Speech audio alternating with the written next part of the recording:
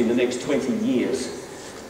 What we're seeing out of that is huge changes in visitation to Australia. So on any given day in Australia, 22.5 million people, there's 1 million extra people who are short-term visitors to Australia.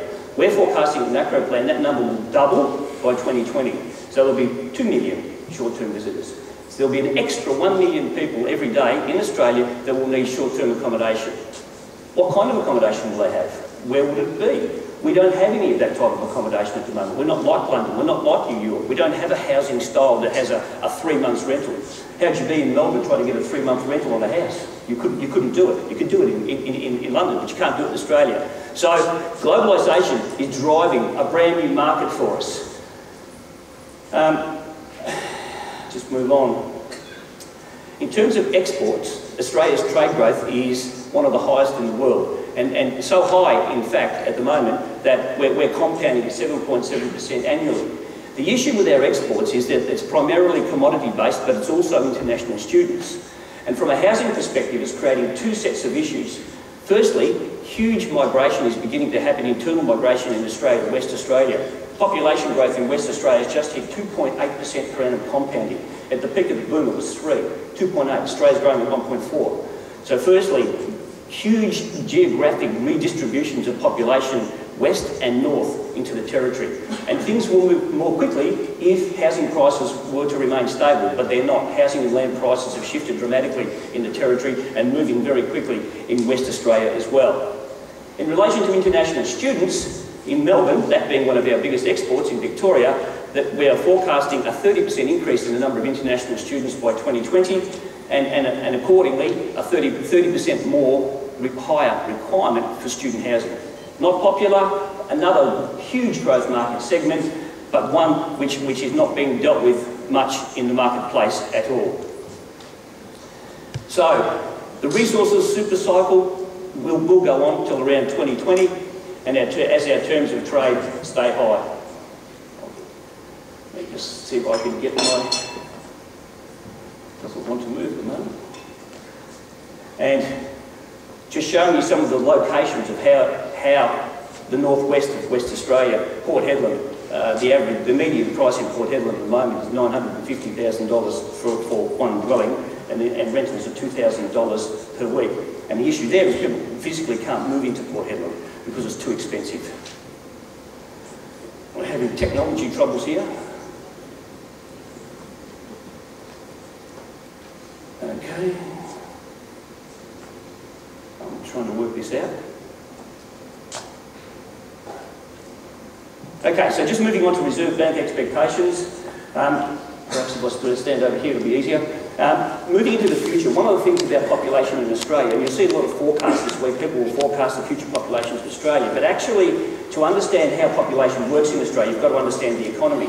As the economy trends past 2.5 to 3.5% GDP, we're sucking more migrants. And so in the last boom, at the peak of the last boom, net overseas migration hit 308,000 people. At the moment, it was reduced to 180,000 people per annum because of the global financial crisis and because of some government policy that crept in behind, for example, putting a cap on 457 visas, but it's actually creeping back again, and the forecast is now in 2015 it'll be back to 220,000 people per annum in net overseas migration. So just to give you an idea, the future population forecasts in Australia are based on 185,000. So our population will be now growing faster than trend. And in terms of let's just have a look, and in terms of what's driving the growth, that growth, it's capital expenditure. And so having a look at the capital expenditure, you just see these are the latest graphs just come out, you can see it's been increasing for several years. In fact, capital expenditure in Australia is at its highest level in Australian history, and it's just starting to come off, but staying at a very high level. And look at mining expenditure, 2.5 times its long-term number. You can see places like Victoria will start to hurt as manufacturing industry starts to come off. And understanding that all of the growth in mining also leads us to have to understand that 47.5% of all population growth is actually going to be in Melbourne, in Victoria and New South Wales. In other words, the issue that we've got is that we've got lots of money everywhere else, but we've got the people in one little pocket, one little corner. of Australia.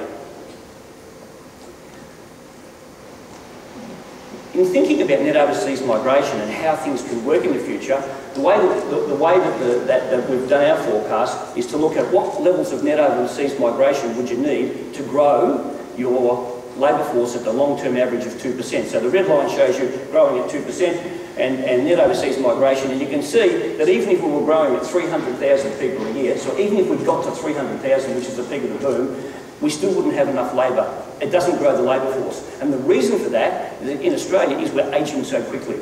And because of that ageing problem that we've got, and because we've run our housing and construction businesses down to the point where we can't even build enough dwellings because the prices are too high, the more we try to suck labour in, the greater the problem becomes. In other words, we're in a non-virtuous cycle at the moment because we'll get more people coming into Australia, we'll get higher growth than we all forecast, but people will not be able to afford dwellings. And one of the problems with that is that the jobs that these people are taking, the job takers, the average weekly earnings are growing at somewhere around 0.2 to 1.2% per annum. In other words, they're growing slower than inflation. So these groups are not only have low wages, they're in a situation where they've got no prospect of ever earning any more money. Sorry, I'm still having technology problems. There we go.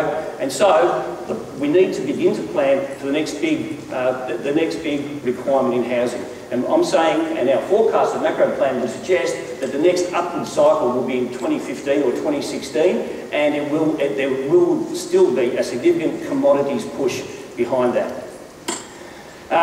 You can see net overseas migration trending back up to that 220,000 off the big peak. And so the basic levels of demand are actually going to be in the economy. And so we've got everything set up. What we don't have is a supply system that can actually keep up with demand.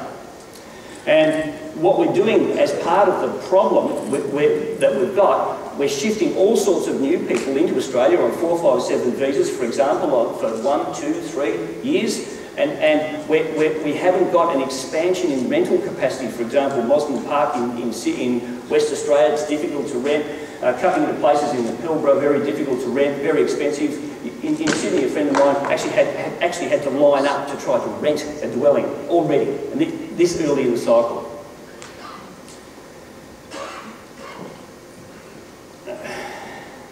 And so what's beginning to happen is the mix of onshore and offshore migrants is beginning to alter. And so we're moving much more towards offshore migrants from onshore. First home buyers are still not back in the market yet, and I'll show you a few demographics behind that. But we are at the beginning of what we would say is this next cycle, where the house prices are so high compared to long-term averages that it's very difficult to see how this cycle will pan out. Because one of the things you need to remember is this will be the first upswing cycle that we've had where we're going to have an interest rate where inflation will be controlled to the point where we can't price inflate our way out with housing. We could price inflate in the last boom because what we were able to do was to take people's additional wages. Now there's no capacity in people's savings, there's no capacity in people's debt, and so lower interest rates are actually going to have a relatively small impact. If you actually begin to see the historical context over the last 30 or 40 years of just how high housing prices have got, you begin to see that we've got a huge problem. We've got a fiscal cliff problem in Australia. And as I say, because we can't inflate our way out anymore, and because demand is going to stay high, we've got a very strange set of circumstances. In fact, one that I've never seen. And so housing is becoming increasingly unaffordable on any way you want to look at it. Just to have a look, and this is the latest data, 2013 Demographia, Australia is still the most unaffordable place in the world by the length of the strait. You have a look at the top 2 countries, Australia and Canada. Why? Resource-based countries with fast growth. Australia has never been set up to be able to respond in land supply and respond in housing supply. And if you actually have a look at our housing markets, we have 8 of the top 20 most unaffordable markets in the world. Not a bad effort. I guess we have the best racehorse in the world too, so maybe we're good at some things. But the value of completions as a percentage of GDP has been dropping, since the 1970s, as I've been saying. So this industry is not building capacity. If you actually have a look at the number of completions per person, that's been dropping since the 1970s. If you look at capacity in the housing market, it's barely increased since 1980. So we have a monumental problem here, but we also have a solution, because as the mining and resources boom begins to taper off, the one thing you could do is start to rebuild the housing and development industry in Australia because of its very fast job potential. In terms of understanding how you might do that, we've got to understand who can buy houses and why. And one of the things that's important is to understand today that 2 people in a household need to be working to be able to afford a house. So one of the things we forecast in macro plan is how many people are in 2-person households, not 1-person households. And we want to know, for example, how many women are actually working as part of the household. Because when we forecast that number, we can tell you how many people are going to be able to afford to upgrade or going to be able to afford to buy a new house. And why is that so? It's so because that's the only flexibility in expenditure that households have today. So in beginning to understand how tight the market is and the importance of females entering the market and just how important it is to begin to improve our labour force participation rates, we begin to see that the amount of pressure on housing in the market is so intense. This is a 2012 number, right? It's so intense that people over the age of 65 are moving on staying in the workforce en masse. Just have a look at the growth in the number in the Northern Territory. That's the labour force participation rate 65 plus. So for all of us in the room, we can expect to work to at least 70, 75 years of age. And if those numbers have been increasing themselves, I've shown you the short-term trend. Such is the pressure in the market. And of course, the Northern Territory is a great example because housing prices are so high. And so if you're renting in the Northern Territory, you're working. Because it's the only way you could live. And if you're not, and if you can't afford the rent, you leave. And that's what most people do in the rental market. They churn themselves in and out of the rental market. Young adult numbers have actually been off the boil, and I've got some nice demographics that show you that. And so one of the things that's happened in the Australian housing market is not only has net overseas migration been soft, but the number of young people moving into headship, in other words, being able to have a household, a new household, that number's been soft because there was a blip in the 1980s. That's moving out now, and we're beginning to see that with first home buyer demand actually coming back. So we're going to have increased in short-term visitors, increased in net overseas migration, and we're going to have an increase in first home buyer demand driven by demographics. And we've got very few supply responses that we know how to make. So, in terms of this underlying first home buyer number, you can see how it starts to increase quite dramatically over the next few years. So for all of you in the room today, this is as Paul Keating would say, it's actually a beautiful set of numbers. The question is, how can you deliver product at a price that enables you to not only increase profit, but increase your volume and turnover? How do you actually do that, given the constraints you've got in planning and the constraints that you've actually got in being able to get any flexibility? So just in terms of the current trends and the things we need to understand is, it won't be through higher prices. The bottom graph shows you the savings ratio, but what you can have on the next graph, if you look on the top left and the top right hand side, you'll see the debt to income ratio. We are still highly indebted. Interest rates will have a limited impact because of the high levels of debt in Australia at the moment. And so, in the thinking through of your strategies and your demographics, if you begin to think through the price-sensitive markets on the urban fringe, the job takers, you can begin to understand demographically how that works. But the big markets for you will be the job makers. It will be the short-term visitors, it'll be the 457s, it'll be the upgraders, and it'll be the wealth makers. And those markets, which, as I said, are around 20% of the market today, we forecast will probably move into around about 30% of the market. It will be a very substantial part of future markets. So there's a growing disconnection between employment and income growth. And the key demographics I think you need to understand is how it is that you understand employment and income growth. Because moving into the future, it's not about population. It's only about jobs, it's only about employment, and it's only about wealth. because it's only under those circumstances that you're going to be able to purchase a dwelling. In terms of how the cities are actually bifurcating or breaking themselves into two parts, I just want to show you a couple of graphs. And if you have a look at the bottom graph, what it shows you is in Sydney, it shows you the distance. So if you live a long way out of Sydney 10 years ago, and compared to living in inner Sydney 10 years ago, there wasn't a lot of price difference. Have a look at the 2010 graph. The difference between living in outer Sydney and inner Sydney has gone through the roof. And you say, oh, well, that's just Sydney. Well, it's not. It's Melbourne, it's Brisbane, it's Perth. And what I'm demonstrating to you is it's the power of socioeconomics and demographics that's actually altered the housing markets in Australia already. So we've got different housing markets as things stand today. And that's why in my presentation I started out with the AGE factors. You've got to understand structural change, not just cyclical change. As you begin to see on the urban fringes, the socioeconomics are terrible. In other words, people are significantly poorer, average weekly earnings are significantly lower, and the proportion of people with a degree is significantly lower. This has already happened, but it's not being picked up in the marketplace. It's only being looked at around the edges with some smaller lots, and people saying, oh yeah, the sweet spot's $295 to $315 for a house and land package. Well, things will get tighter and tighter in those markets. And so smarter rental and purchase schemes will be required to make sure that people, for example on the vampire index, which are people that are exposed to job loss and exposed to very swift movements in the economy, which could lose their job, are looked after. So in moving forward, what I can tell you is I've plotted the increase in land prices as a result of the housing supplies in Australia. Now, those of you who can remember the urban growth zones and the urban growth boundary in Victoria, the bottom line shows you that the growth in construction costs has hardly been anything, and have a look at land prices and look at the years that they actually equate to. The markets in Australia have been distorted once and for all, and it cannot be fixed.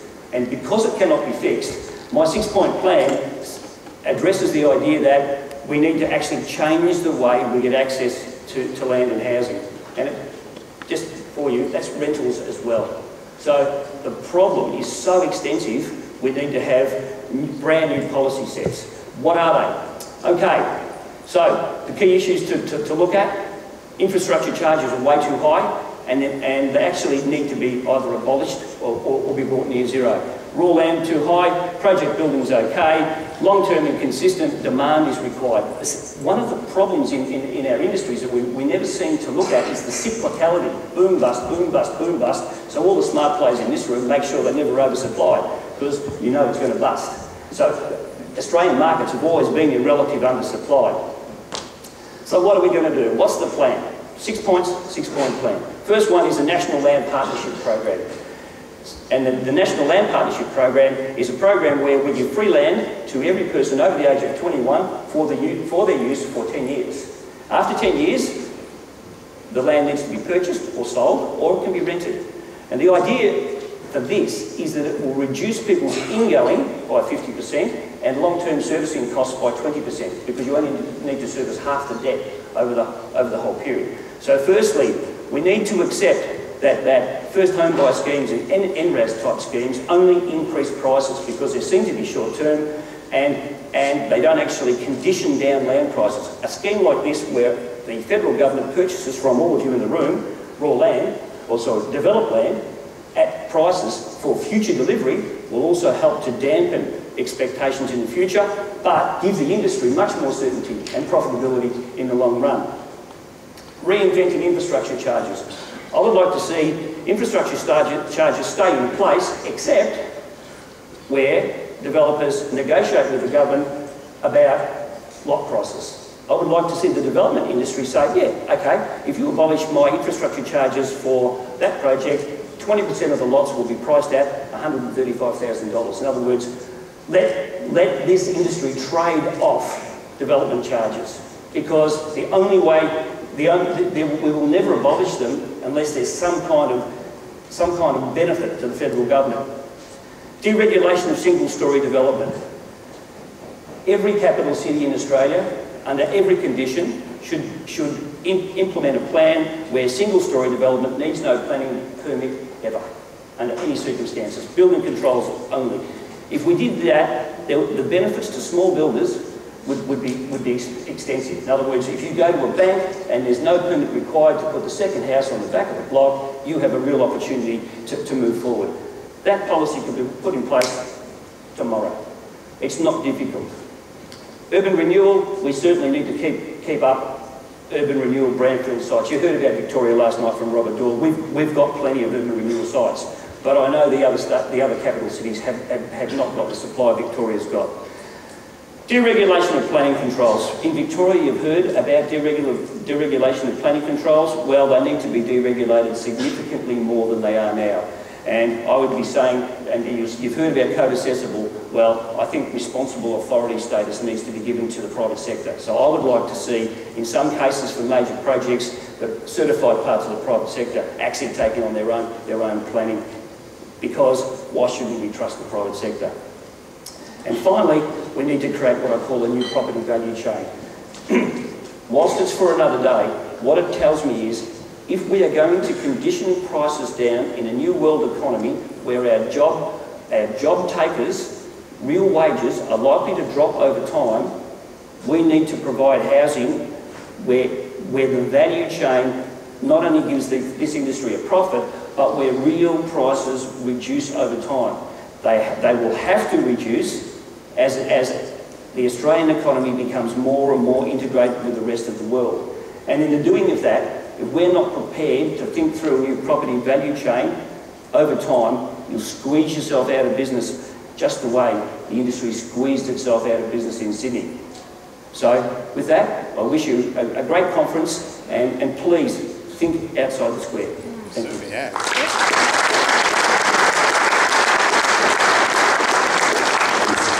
If you mind staying there for a couple of minutes, I'm mindful that I'm impinging on morning tea, but I think it is important. Brian is a solutions kind of guy faced with big problems. You talked about the bifurcation of the nation, you talked about the perfect storm for housing supply, and a couple of those issues that also hit you like a garden rake when you step on them, like what are we going to do about ageing being a now issue, and also, of course, the risk in housing development. Unlike many speakers, you've proposed some pretty concrete, and I'm describing them as, for our timid policymakers, radical solutions. I'm not actually going to ask you about that. I'm very curious. You mentioned the 457 visa debate. What do you make of the quality of that debate at a federal level at the moment? It's purely political. The 457 visa debate, the federal government's actually reduced the number of 457s over the last 5 years. So the most recent changes that they've made, which make it harder for 457, which is the short-term working visa, to get into Australia, was purely political, driven by trade unions, is my view, because if you actually have a look at demand for 457s, the highest number of 457s is actually in West Australia, not in Sydney. And of course, in West Australia, the population is growing at 2.8%, and wages in the mining sector, Michael, are growing at 9% per annum compounding, because there's no labour. And so this is an eastern seaboard political stuff. Characteristically frank. Do you like me to tell you the truth? Now, see, it's worth holding off on these cupcakes just to hear this. If there was a question out there, now would be the time. Otherwise, I'm going to throw Brian to your tender mercies over one. Sir, you, and then we'll do morning tea. Right at the back there, do we have a microphone? Now, we'll get one later on, but tell him to come up and ask you the question. Do you think you can project from the back and I'll reflect? No? Ooh, a lovely baritone there, please. Maybe even the bass. Just want to know what is the policy that he has to strengthen the rural communities, because they're concentrating too much in the cities, and we know the pollution, the traffic jams, and all the frustrations associated with that. I mean, looking at Australia into the future, I think we need to strengthen the infrastructure in the rural areas. We need to look after, because people have to be self-sufficient, making sure that they encourage to go back into the roots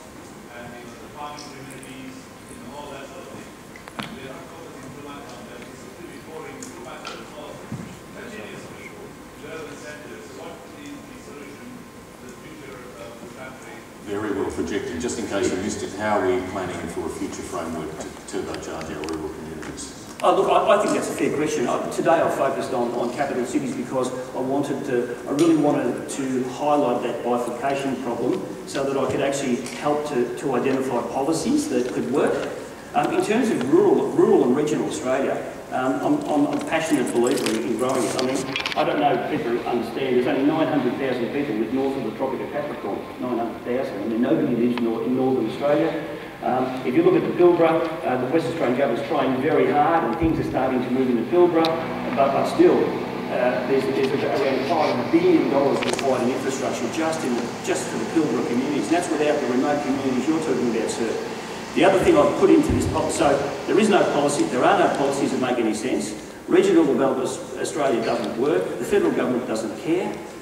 It's not just the white component, it's actually Indigenous families as well, the remote communities for Indigenous. I work for the Yaru, I work for the Bandiyara and the Nala, and when you see just how appalling the conditions are outside of capital cities, you come to your kind of conclusion, which is there needs to be a much better policy framework, and I don't know what it is. I just don't know. One of the things that really drove my presentation today was, as you say, we keep telling each other what the problem is, but none of us will present one solution. And so I'm just going to say I've had a go at capital cities, and perhaps someone else can have a go at the regions, Michael. Mate, you are firing today. Hit me one more time.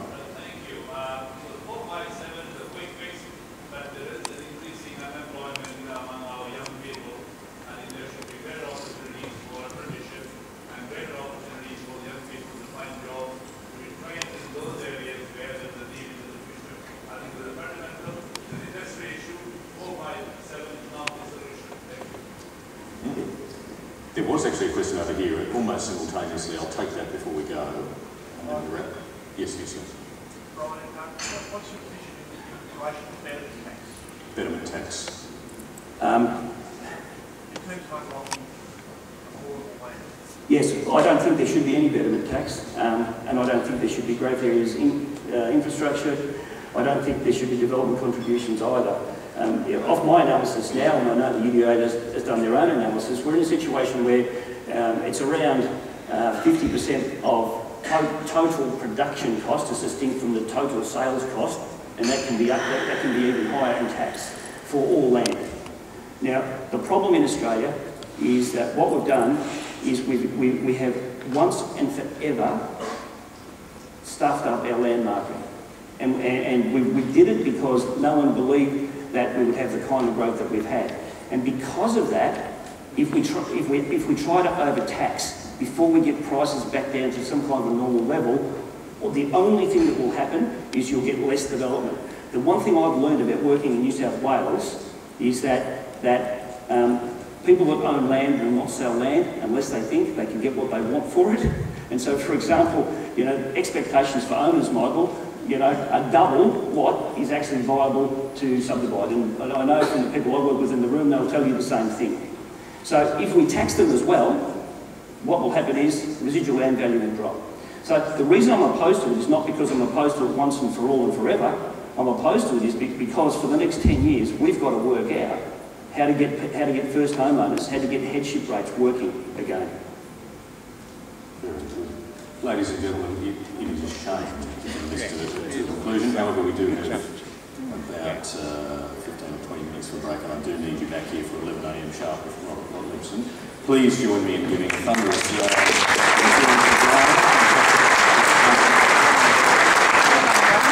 as I say, I'll see you back.